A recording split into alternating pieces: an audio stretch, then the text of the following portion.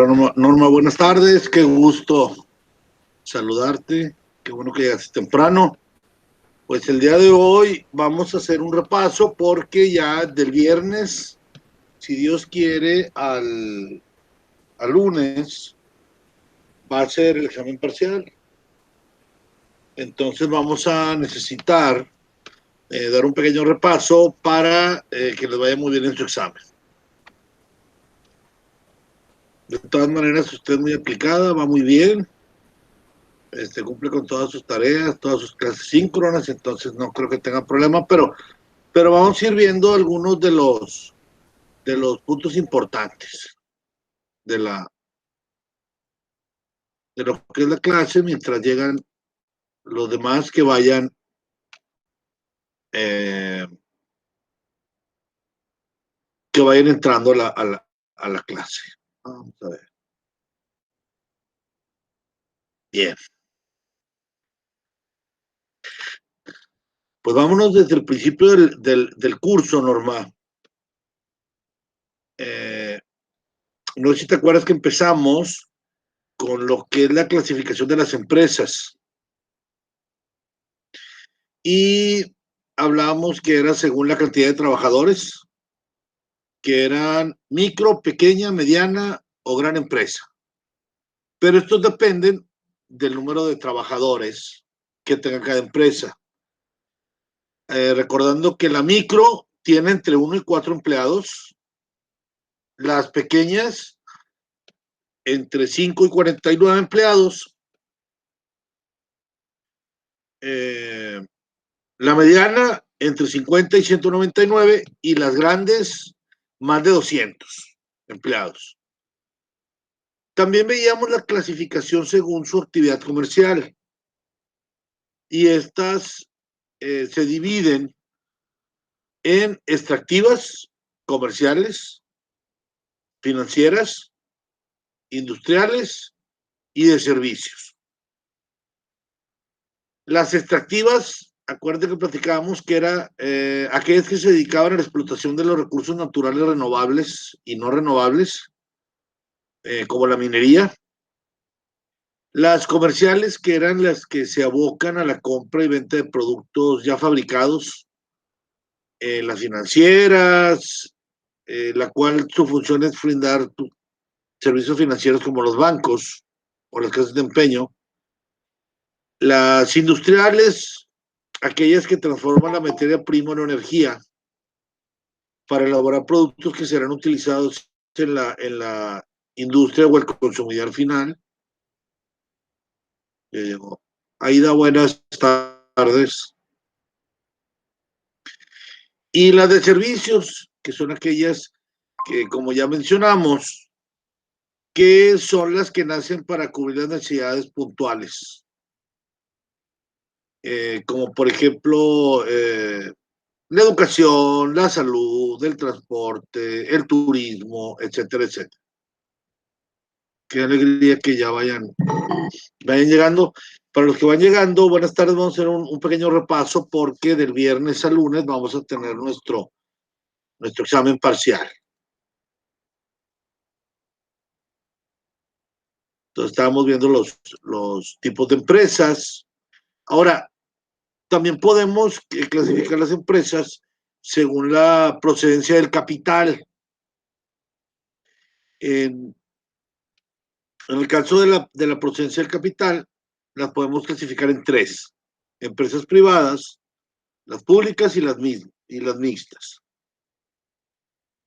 Recordando que las privadas, sus recursos provienen de las personas naturales o jurídicas y lo más importante es que lo hacen con la intención de obtener utilidades.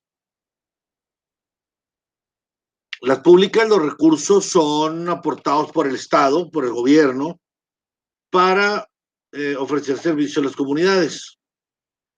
Y las mixtas, una parte del dinero viene del área pública y la otra del área privada.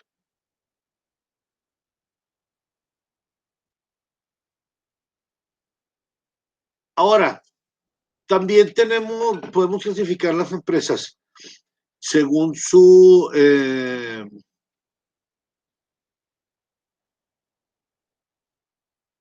según su actividad tipo. En su actividad tendremos como las primarias, que son las que se encargan de explotar los recursos que vienen de la naturaleza para convertirlos en materia prima. Las secundarias, que toman la materia prima y la transforman en un producto para ser utilizado por el consumidor final. O el terciario, el cual produce servicios que mejoran la calidad de vida. También podemos las empresas clasificarlas según su nacionalidad, ¿sí?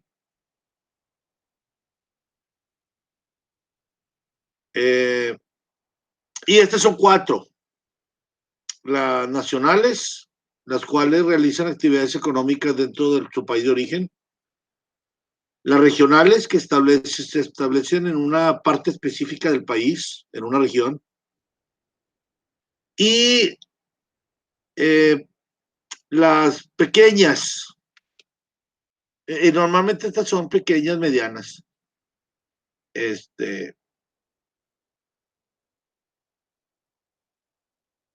Ahora, están las empresas multinacionales, que también son denominadas transnacionales, que sus actividades comerciales son ejecutadas en varios países y por lo mismo poseen trabajadores nacionales y extranjeros, como por ejemplo Kia, aquí en Pesquería.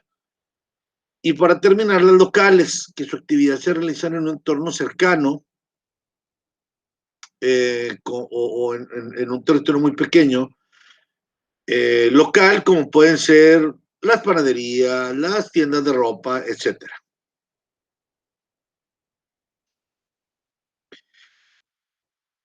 Vamos a ver también, va llegando alguien más.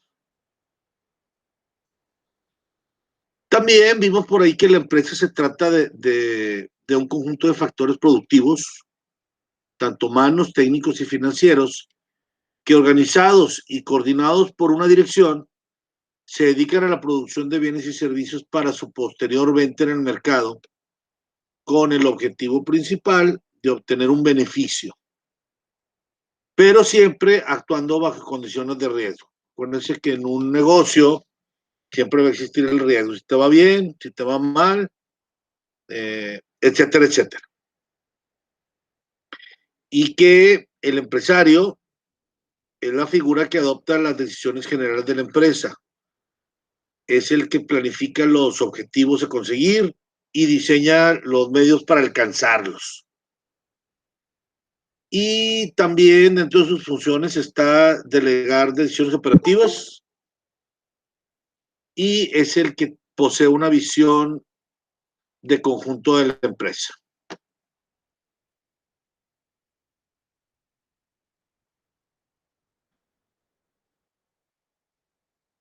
También vimos por ahí la Ley General de Sociedades Mercantiles, que en el artículo 1 nos habla de que la ley reconoce algunas especies de sociedades mercantiles, como por ejemplo la sociedad de nombre colectivo, la sociedad de comandita simple, la sociedad de responsabilidad limitada, la sociedad anónima, la sociedad de comandita por acciones y la sociedad cooperativa, que según tengo entendido por ahí, estos normalmente se utilizan, por ejemplo, en las playas con los pescadores. Es muy antigua, creo, según escuché por ahí, una de las últimas que queda es la cooperativa del Cemento Cruz Azul, en el cual todos los empleados, ¿sí?, son dueños de una parte de la empresa. Todos los que trabajan son parte son copropietarios de las empresas. Vimos también que en el artículo 2 las sociedades mercantiles que están inscritas en el registro público de comercio tienen personalidad jurídica muy distinta a la de los socios. Salvo el caso previsto en el artículo 1, no podrán ser declaradas nulas las sociedades inscritas. ¿Qué más vimos? Vimos el entorno empresarial y la macroeconomía, en el cual el entorno está compuesto por infinidad de variables que muchas veces no las podemos controlar y que de alguna forma tienen influencia sobre las organizaciones. Hablamos de la oferta, de la demanda, que tienen incidencia también en las empresas, porque en esta se basan los precios y las cantidades que puedan ser requeridas, y las empresas se ven también afectadas por la competitividad y aún más por la interacción de otras fuerzas.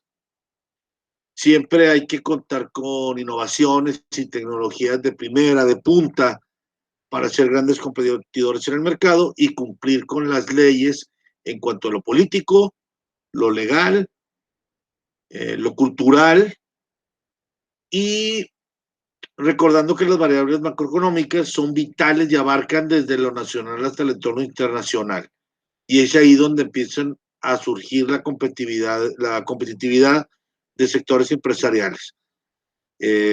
Vimos que era la oferta, vimos que es la demanda, que la oferta es todo aquello que está dentro del mercado y la demanda es todo aquello que busca ese producto. Van llegando más.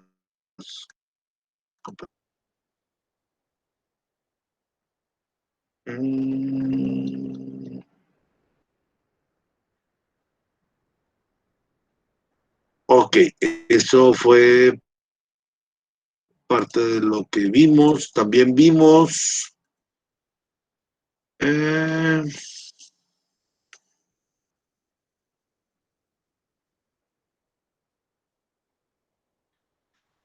que es una entidad socioeconómica. Y vimos cuál es el objetivo, y este es la satisfacción de las necesidades de la sociedad mediante la producción de bienes y servicios. ¿Ok? Vimos que es una entidad socioeconómica según el artículo 15 de la Ley Federal del Trabajo, el cual lo denomina como una unidad económica de producción o distribución de bienes y servicios. Y también vimos que es una entidad socioeconómica según el artículo 16 del Código Fiscal de la Federación, el cual nos dice que una persona física o moral que realice actividades comerciales, industriales, agrícolas, ganaderas, pesqueras, etcétera, etcétera, ya sea a través ya sea directamente o a través de fideicomisos, por conductos de terceros, y como establecimiento se entenderá cualquier lugar de negocios en los que se desarrollen parcial o totalmente las citadas actividades empresariales. ¿Qué es una persona física?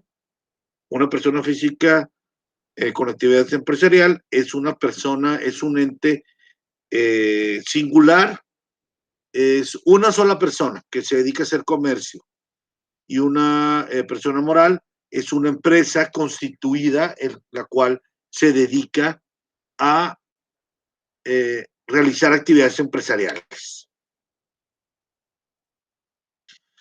Vimos que es el proceso administrativo, el cual se considera como la serie de pasos que establece una empresa para alcanzar los objetivos y metas propuestas.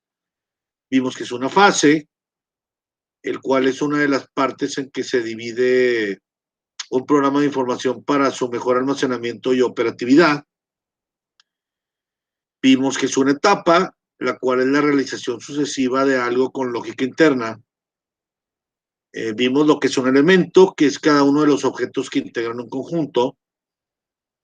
Vimos lo que es una estrategia, la cual es un plan que integra las principales metas y políticas de una organización y a la vez establecen las acciones coherentes a realizar. Vimos también que son los recursos, los cuales son los medios que las organizaciones poseen para realizar sus tareas y lograr objetivos. Vimos que es una tasa de inflación, la cual pone la manifestación de la pérdida del poder adquisitivo de la moneda nacional en un periodo determinado. Vamos a darle entrada a otra compañera. Vimos que es la tasa de desempleo, el cual indica en términos relativos la relación existente entre personas desempleadas de un país y el total de la población activa del mismo. Vimos que es el Producto Interno Bruto, el PIB, el cual es el conjunto de bienes o servicios que se producen en un país durante un periodo determinado.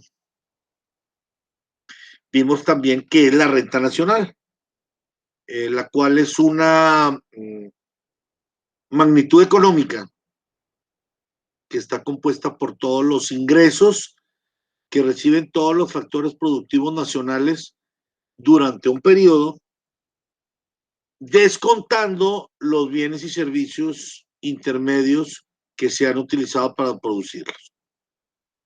Vimos que es una carga fiscal, la cual hace referencia a la menor o mayor carga impositiva por parte de rentas o ingresos que van para el Estado y con los que se grava a los ciudadanos en general y de las empresas en particular durante periodos económicos.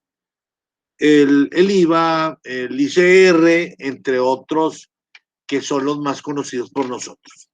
También vimos el tipo de interés, el cual ponen en manifestación el precio oficial del dinero en un determinado país.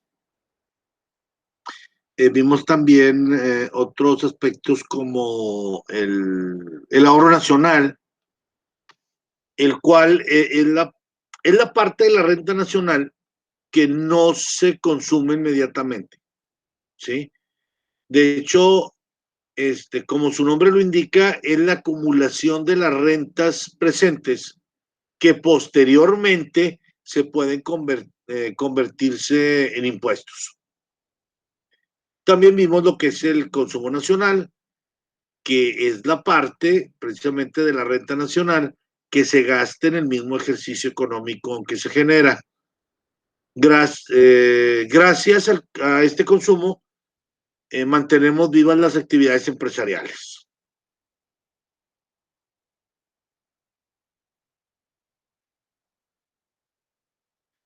¿Hasta aquí alguna duda de los puntos que hemos visto?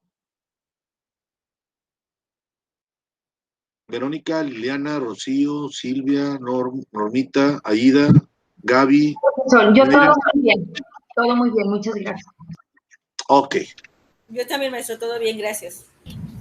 Igual bueno, ya, maestro. Como quiera nos vamos rapidito y luego nos quedamos un ratito más para ver dudas, ¿sí?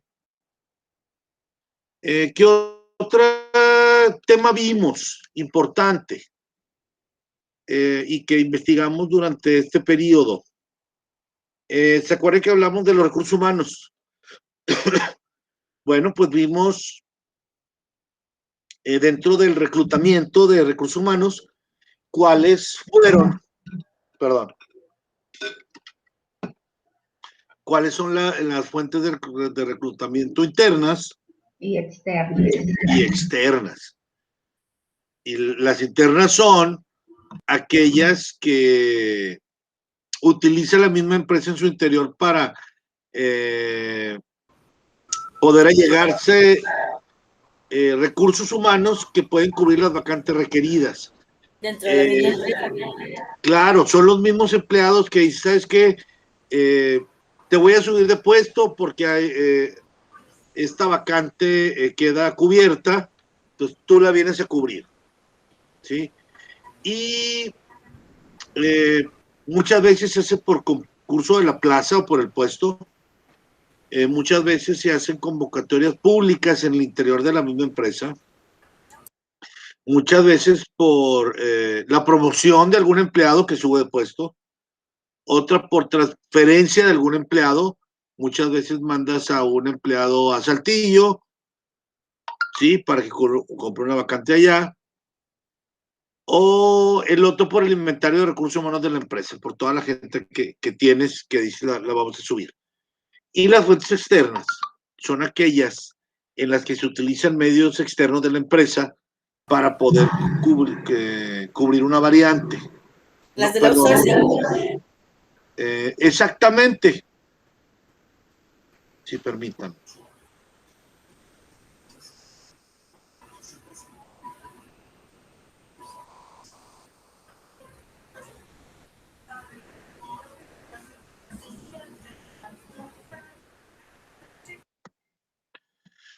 Exactamente, son aquellas que, como el outsourcing, o también como otras fuentes de reclutamiento, como por ejemplo pueden ser escuelas de universidades, o agencias de empleo, o cuando hacen ferias del empleo, o por medio de periódicos, de internet. Por ejemplo, muchas veces llegan las empresas a las universidades y dicen, oye, ¿sabes qué? Fíjate que necesito un administrador de empresas. Déjame ver o promover aquí un anuncio para todos los que quieran participar, o si no, dame un estudio con tus mejores estudiantes del último semestre. El Entonces perfil, ya ellos, el perfil. sí, sí, ellos le dicen, ¿sabes qué? Estos son mis mejores 15 estudiantes, ellos revisan y dicen, voy a contratar a este. O las famosas ferias del empleo. En los bajos del Palacio Municipal vamos a hacer la feria del empleo, vengan y ahí se ponen a reclutar.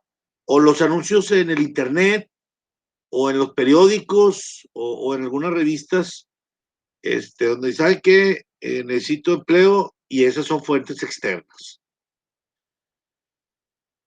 Dentro del área de selección, vimos algunos conceptos, como la solicitud de empleo, la cual es el primer paso de la selección, en el cual el candidato tiene que llenar la solicitud o algunos requisitos que te piden. ¿Puede ser la solicitud o el currículum? ¿Puede ser cualquiera de los dos? Es correcto. De hecho, muchas de las empresas te piden el currículum, pero también te piden la solicitud. De hecho, hay unas solicitudes que todo el mundo conocemos, o bueno, casi todos, que ya vienen hechas. Son unos formatos, son unas hojas como amarillas, porque dentro de los currículums no vienen mucha información sobre el empleado. Más bien viene dentro del currículum dónde estudiaste. Normalmente se ponen el último grado escolar, ¿sí? Porque ahora los currículums te los piden muy específicos, ¿sí? Y por ejemplo, donde tienes que poner, me gusta trabajar en equipo, soy proactivo, soy esto, soy lo otro, pero vienen muy poca información del prospecto. Y ya en una solicitud te dice cuántos hijos tienes, cuántos años tienen, cómo se llama tu papá, cómo se llama tu mamá. Viene mucho más escolaridad, ¿sí? En qué primaria, en qué secundaria, en qué prepa, en qué universidad, en dónde hiciste la maestría, dónde hiciste el doctorado. Vienen más, si sabes manejar, si tienes licencia, cuántos idiomas hablas. O sea, viene muy completo. Entonces normalmente te piden las dos, ¿sí? Entonces, si tienes disponibilidad para viajar, etcétera, etcétera, entonces, ya viendo las dos, ya ven un perfil mucho más completo del solicitante. Luego viene la entrevista, el cual es el diálogo cara a cara ya con el candidato, ¿sí?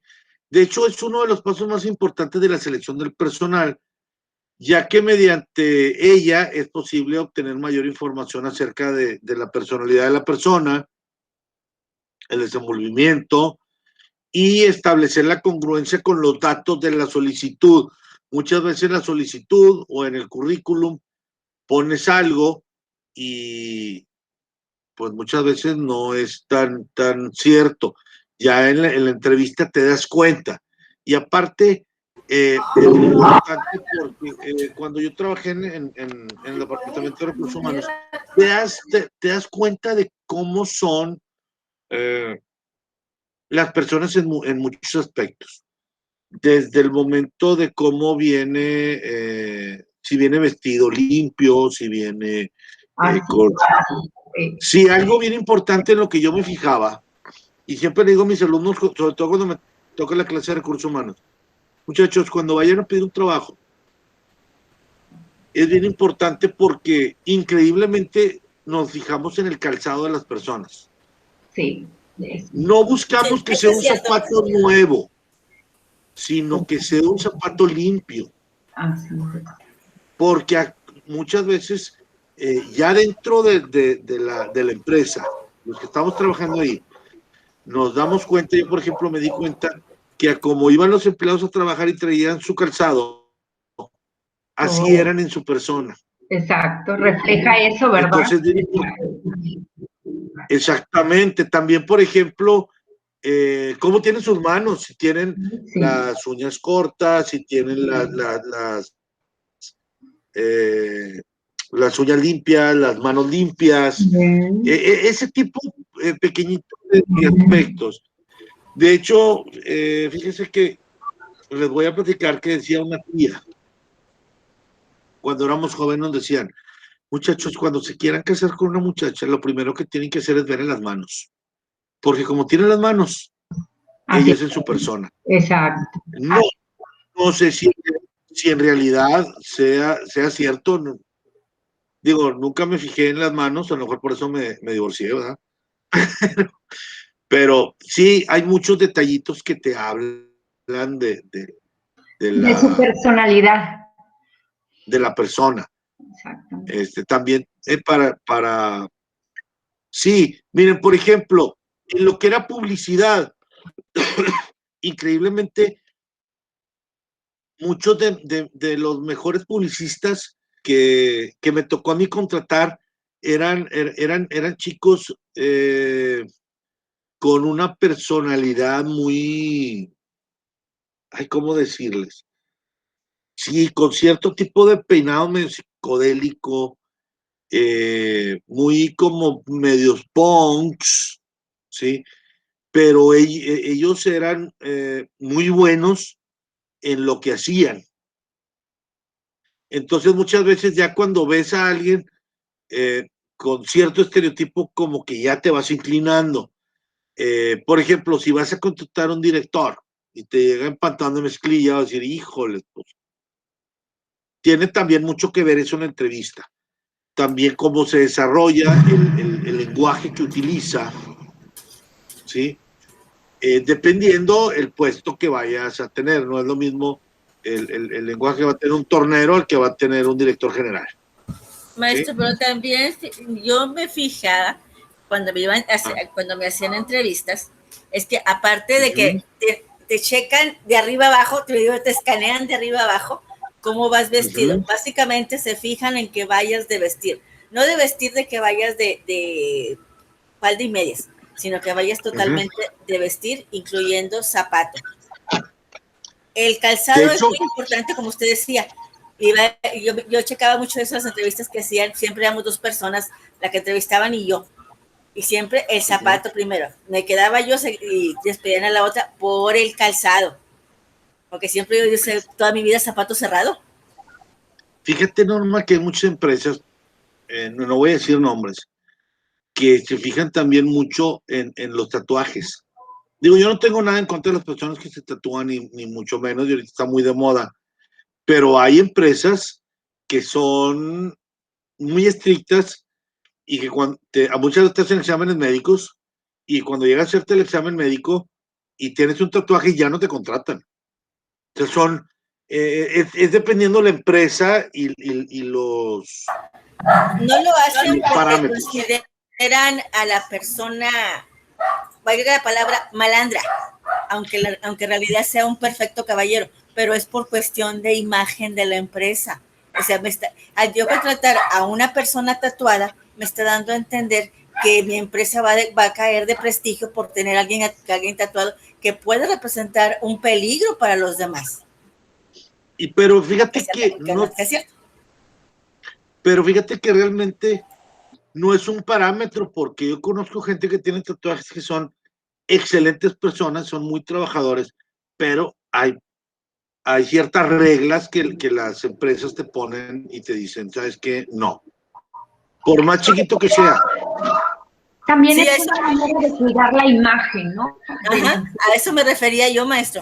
O sea, tengas tatuaje, ellos lo consideran cuestión de imagen para ellos, y tanto para la persona como para la empresa. Fíjense que, de hecho, hace muchísimos años, cuando yo me divorcié hace como unos hace como 18 años, y dije, voy a hacer un cambio total en mi vida. Entonces me dejé el candado y me rapé, porque yo en realidad sí tengo pelo. Y me decía mi mamá, ay, mijito, es que no me gusta.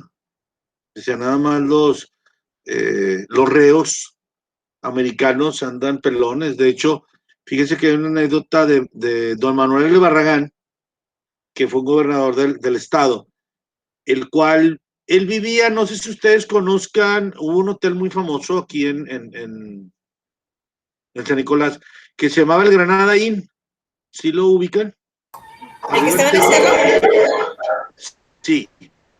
Bueno, ahí vivía el general Manuel L. Barragán, por eso la calle que está abajo. ¿Es Barragán? Perdón, el coronel Almazán. Perdón, no era Manuel Barragán, era Almazán. Entonces decía que abajo, cuando él agarraba, sí, que cuando él agarraba a los rateros, lo rapaba. Entonces, cuando tú veías un rapado, decías, mira, es ratero. Si es malandro, ¿por qué anda rapado? Era el castigo. ¿De qué cree que le creciera el pelo? Pues todo el mundo se daba cuenta que andaba mal y tenían cuidados con él. De hecho, era algo muy inteligente, pero también iba en contra de los derechos humanos, que en ese entonces pues, no había, ¿verdad? Pero luego se puso de moda. Sí, y luego se puso de moda, porque ya todo el mundo andaba rapado. Y ves a muchos artistas y mucha gente que tenía poco pelo que se empezó a rapar. Y ahorita ya es muy común que anden rapados. De hecho, ahora en la pandemia, dije, ¿sabes qué? Me voy a dejar el pelo. Me lo voy a dejar otra vez normal. Pero pasan los años, pasan 18, 20 años, y no es lo mismo los Tres Mosqueteros que 20 años después, porque me salió el pelo completamente blanco. Le decía, oye, mamá, fíjate que tengo el pelo blanco, mi papá no lo tiene blanco, no lo tiene todo blanco, mi hermana no lo tiene todo blanco. Me decía, mijito, lo que pasa es que yo soy canosa prematura y yo desde los 30 años tengo el pelo blanco, lo que pasa es que pues me lo pinto y no te das cuenta. Pero yo tengo el pelo blanco desde los 30 años. Entonces yo no me di cuenta de los 32 a los 50, porque me lo quitaba. No me di cuenta que soy como mi mamá, que soy de pelo completamente blanco. De hecho, ustedes pueden notar, ahorita uso la barba un poquito crecida, porque así se usa. Claro que si fuera una entrevista de trabajo me la corto inmediatamente. Está blanca. Todo blanco, excepto las cejas, increíble. Las cejas no, esas están café oscuro, sí, de mi color. Miren, así, todo negro. Pero sí es muy importante que vayas limpio, que vayas aseado, que vayas hacia tu entrevista. Así es Luego correcto. viene... Perdón, profesor, ¿sabe qué Sí. considero yo también en una entrevista? Digo, yo no trabajo, ¿verdad? Pero por decir a mí o sea, en algún futuro, ¿verdad? No sabe uno, ¿verdad? Pero ¿sabe qué considero yo que también es muy importante en una entrevista? La manera de hablar, la manera de dirigirte a la persona. Si es con respeto, qué palabras usas, si eres correcto al hablar, si eres muy vulgar, si eres muy chistoso, si eres, o sea, tu personalidad. Claro, fíjate que nosotros utilizamos una técnica, yo estoy en recursos humanos, que se llama, es el lenguaje corporal, ¿sí? El lenguaje corporal nos dice muchas cosas que no nos dicen, que no nos dicen las personas con las palabras. Muchos gestos, por ejemplo, si te tocas la nariz, si te hacen una pregunta y volteas tus ojos al lado izquierdo, si pones tus zapatos y volteas un poquito la silla hacia la puerta, quiere decir que ya te quieres salir, ya te quieres ir. Si cruzas la pierna de cierta manera, si te tocas las orejas, quiere decir que ya, o te tallas la oreja, quiere decir que ya no quieres seguir escuchando a la persona que está hablando contigo. Si pones, por ejemplo, las manos en ciertas posiciones, por ejemplo, si pones la mano en la barbilla, de esta manera quiere decir que estás poniendo mucha atención, ¿sí? Que estás atento a lo que está pasando. Te lo pones así. Pero si te lo Maestro, pones ¿sabe qué así, entiendo? quiere decir que ya estás aburrido, que ya te quieres ir. Entonces, muchas de este lenguaje corporal te ayuda bastante a saber sobre las personas, sobre lo que no te dicen con palabras, pero te están queriendo transmitir.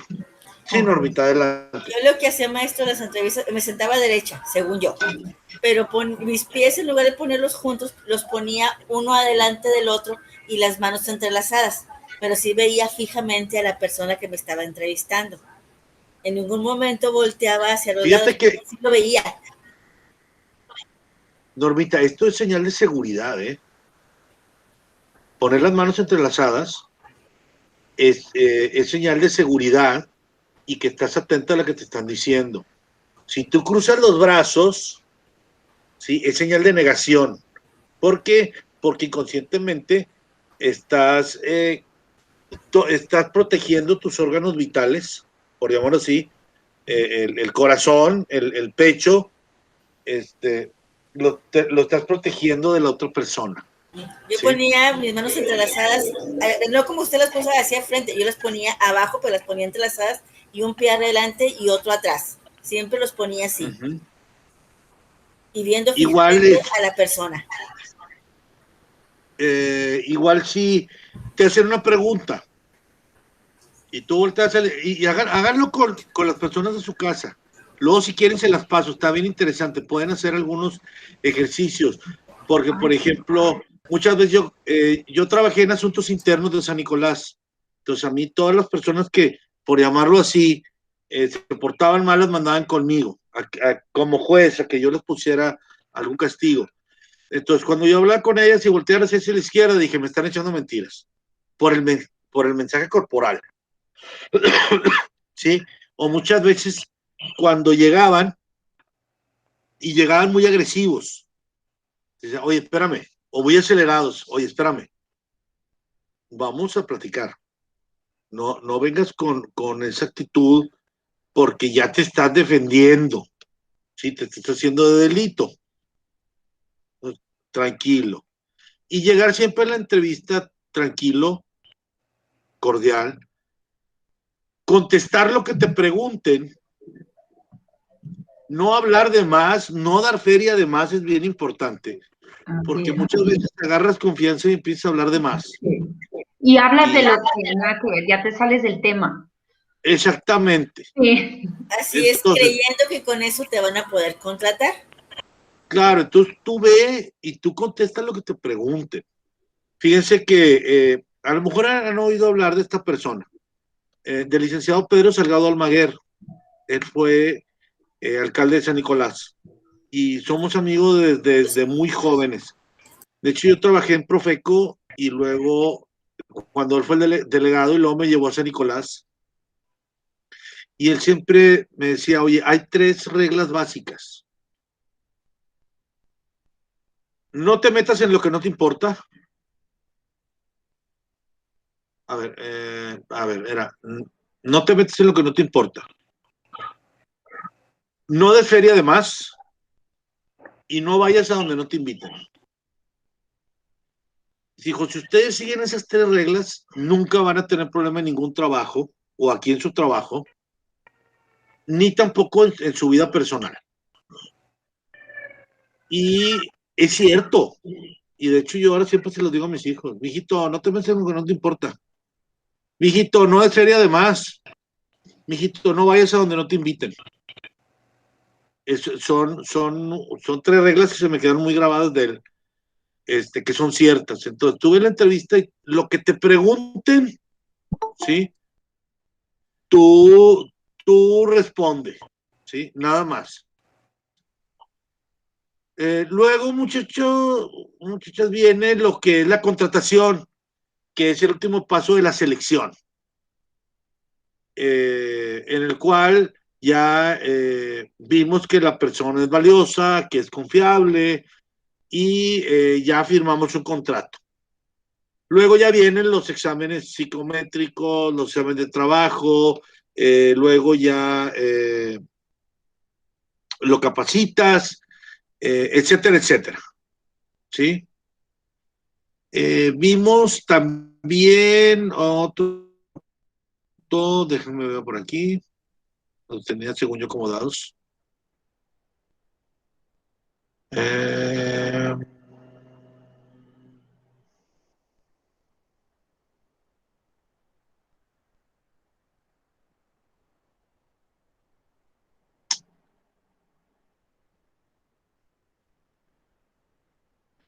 Ahí terminamos con recursos humanos, nada más falta el último.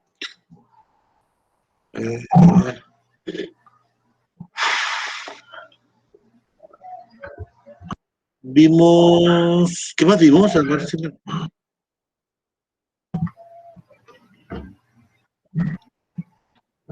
Inducción, entrenamiento, beneficios del entrenamiento, del desarrollo del personal, proceso de capacitación del personal.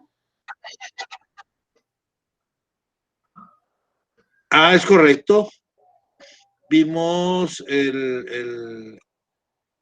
Es bien importante cuando las personas llegan a las empresas, que las capaciten bien, que no sé si se acuerdan que hablábamos sobre los manuales administrativos. ¿Se acuerdan que hablamos de los manuales? Así es, sí. Y los manuales de puestos, es bien importante que te digan cómo trabajar. Muchas veces las empresas dicen, ¿saben qué? Voy a correr a fulanito, pero luego no se dan cuenta que a veces te sale más caro, porque muchas veces, en muchas de las ocasiones más vale malo conocido que bueno por conocer, porque se te ve ese empleado, el cual ya le invertiste mucho dinero, porque ya lo capacitaste, ya sabe hacer su trabajo, etcétera, etcétera, y luego te traes otro que tienes que gastar en todo el proceso de selección. Luego lo tienes que contratar. ¿Y ahí qué procede? Seguro. Luego lo tienes que capacitar, decirle cómo trabajar, y muchas veces para las empresas ya tienen que gastarle mucho dinero extra. ¿Sí? Entonces, cuando son cosas de que son muchas veces problemas personales entre el jefe y el empleado. El Departamento de Recursos Humanos tiene que decir, oye, ¿sabes qué? Mira, un alto, arreglar las cosas porque si no pierde mucho la empresa, ¿sí? Pierde mucho, mucho tiempo, mucho dinero y mucho esfuerzo, como dicen por ahí. Luego hay que ir desarrollando el personal. Hay unas empresas que manejan que cuando las personas se van a jubilar, ¿sí? Tú vas preparando al siguiente candidato. Es decir, si suponiendo yo me voy a jubilar de maestro, ¿sí? Y luego tengo, por ejemplo, a Normita, tengo a Liliana, a Verónica, a Gabriela, a Mayra, a Ivette, a Silvia y a Rocío en mi equipo y son 9.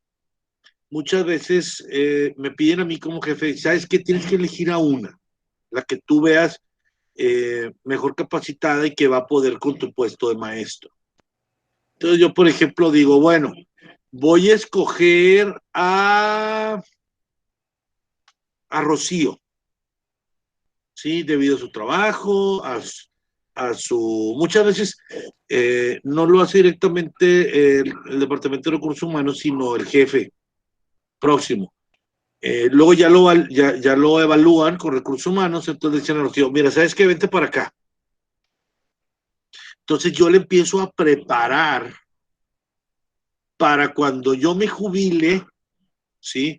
Todo ese año o año y medio que estuvo conmigo, al momento que yo me vaya, ella tenga la habilidad, los conocimientos para tomar el curso, para tomar el puesto y ya no tener que estar capacitando y ya no tener que estar invirtiendo tanto a Rocío a ver si funciona o no funciona. También en ese tiempo, si veo que, híjole, pues es que como que Rocío no. Bueno, pues tráete Normita, ¿sabes qué, Normita? Vete y trabajo contigo hasta que ya me jubilo y ya la persona se queda en su lugar. Y pienso que son decisiones muy, muy acertadas. Profesor, ¿sí? Una pregunta. Sí. El jefe tiene autoridad como para decir en este caso, que diga yo, pero pues ¿por qué a Normita si yo también quiero, yo también puedo? Entonces, como jefe dice, no, te puede truncar pues tu puesto, vamos a decir, tu oportunidad. Hay manera de que el jefe pueda decir, no, tú no. O hay manera de que el empleado se pueda brincar al jefe y decir, pues yo también quiero entrar para competir, vamos a decir. Mira, por ejemplo, en el tipo que te dije no, es según la empresa, pero normalmente se hacen convocatorias, ¿sí? Por ejemplo, yo doy clases en la UVM, entonces lanzan convocatoria entre los maestros, ¿sí? Cuando se va un coordinador. ¿A quién le interesa ser coordinador? Entonces, ustedes mandan sus currículum, ¿sí? Y entre ellos eligen a uno. Es muy raro que elijan a alguien fuera de. ¿Por qué? Porque ya los maestros que tenemos tiempo trabajando ahí, ya conocemos el sistema, ya conocemos las normas, ya conocemos el tipo de alumnado, ya conocemos muchas cosas. Entonces es más fácil decir, lanzo una convocatoria, si tú, Vero, estás, tú quieres, si tú quieres competir, órale, compite, ¿sí? Ahora, si tú nada más, por ejemplo, tú y Liliana se postulan y ven en recursos humanos que ninguna de las dos puede, pues te estás uno de fuera. Pero normalmente dice, ¿sabes qué? Tú eres la indicada. Ya conoces, ya sabes, pero sí hay una competencia interna. Pero, o muchas de las veces le piden al jefe, a ver, tú los conoces ya trabajando. ¿A quién me recomiendas? ¿sí? Pero sí es mucho dependiendo de la empresa. ¿Alguna duda hasta aquí? Son las 7:50. No, maestro, todo bien. Ok. Todavía nos vamos a quedar un ratito más, ¿sí? Por lo pronto, voy a cortar la grabación, pero nos vamos a quedar para ver preguntas y respuestas mientras, para que los compañeros que no pudieron asistir puedan, no pierdan tanto tiempo. Buenas noches.